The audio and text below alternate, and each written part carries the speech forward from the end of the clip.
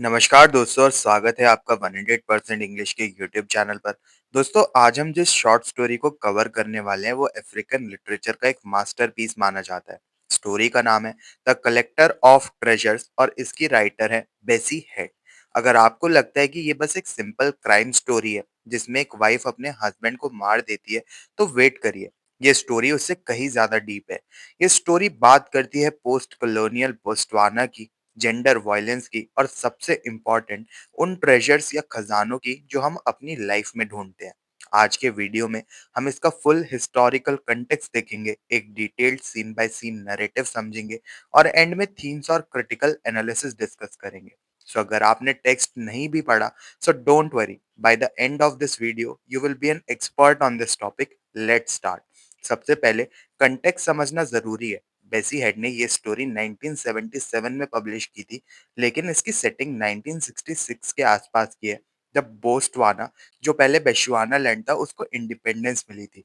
लेकिन friends, independence का मतलब सबके लिए आज़ादी नहीं था। बेसी हेड कहती है कि बोस्टवाना की सोसाइटी में एक फैमिली क्राइसिस चल रहा था और इसका रीजन था कॉलोनियलिज्म और migrant labour system. British rule के टाइम पर उन्होंने पोल टैक्स इंट्रोड्यूस किया। इस टैक्स को पे करने के लिए गांव के मर्दों को यानी मेंस को अपना घर छोड़कर साउथ अफ्रीका की गोल्ड माइंस में जाकर काम करना पड़ता था। वहां उन्हें इंसान नहीं बल्कि मशीन टूल्स की तरीके से ट्रीट किया जाता था। जब ये मर्द वापस अपने गांव आते थे तो वो ब्रोकन रेक्स बन चुके होते थे। उनके पास ना तो पुरानी ट्राइबल वैल्यूज बची थी और ना ही कोई नया मॉरल कंपास था। रिजल्ट क्या हुआ?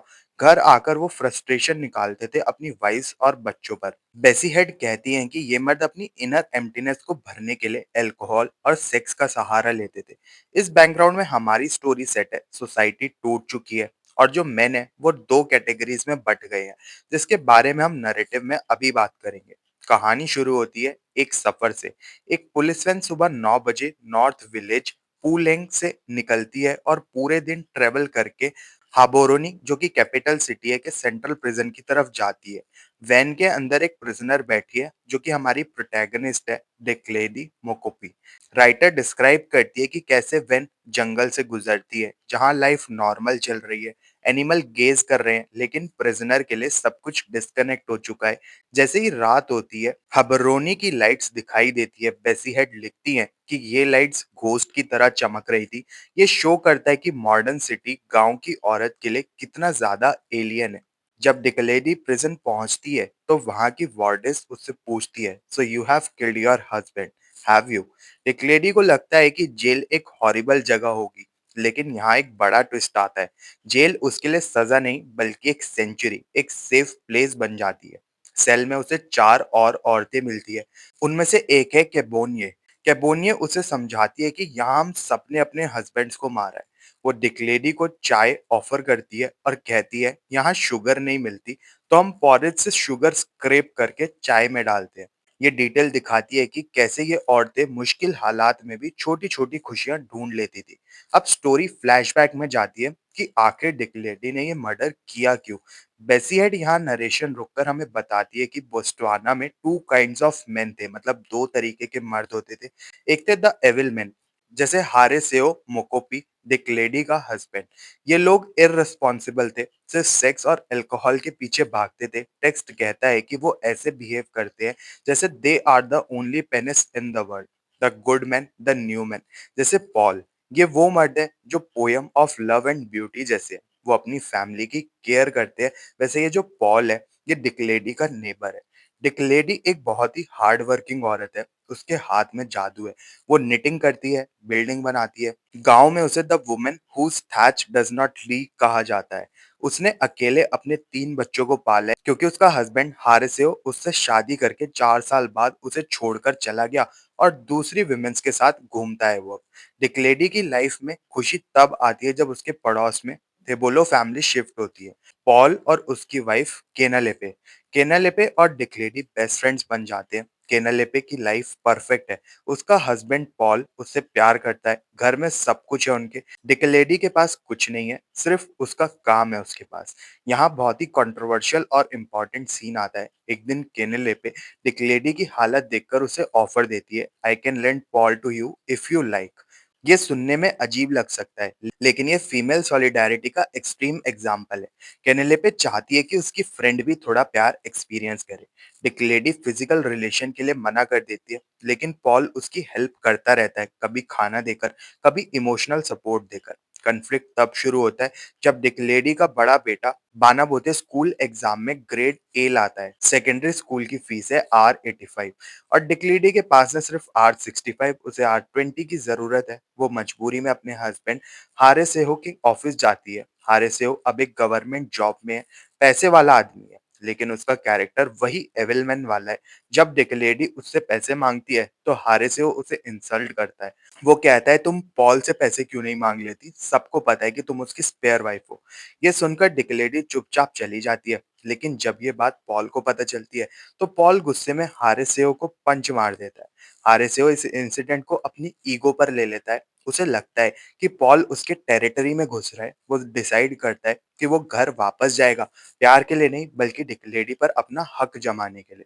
हारेसेहो एक लेटर भेजता है, I am coming home, prepare a bath and food. डिक्लेडी समझ जाती है कि इसका मतलब क्या है। वो घर आएगा, खाना खाएगा और फिर फिजिकल रिलेशन की डिमांड करेगा, और उससे डिमांड करेगा जिस विमेन को उसने सालों तक इग्नोर किया।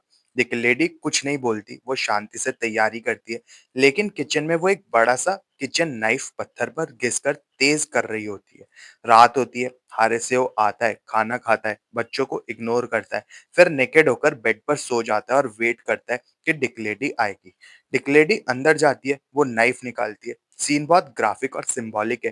डिक्लेडी उसके हार्ट या गले पर वार नहीं करती। She holds his penis and cuts it off with a one stroke. हारेसेहो चिल्लाता है और मर जाता है। डिक्लेडी बाहर आती है, अपने बेटे को पुलिस बुलाने भेजती है और पॉल से कहती है कि बच्चों का ध्यान रखना। पॉल प्रॉमिस करता है कि वो बच्चों को एजुकेट करेगा।